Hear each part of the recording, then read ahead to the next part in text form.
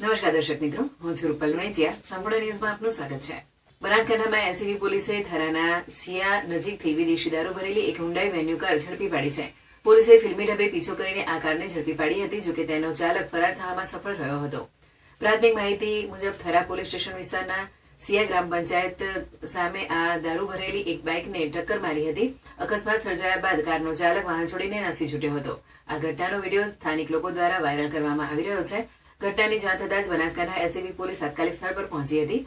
પોલીસે વિદેશી દારૂ ભરેલી વેન્યુ કારનો કબજો મેળવી તેને વધુ કાર્યવાહી માટે થરા પોલીસ સ્ટેશને લઈ ગઈ હતી.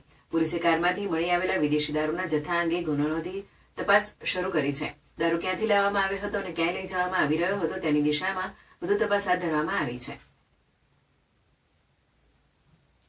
થરાદના 4 રસ્તા પાસેથી ખનીજ વિભાગે રોયલ્ટી ચોરી કરતા 2 કપચી ભરેલા ડમ્પર ઝડપી પડ્યા છે.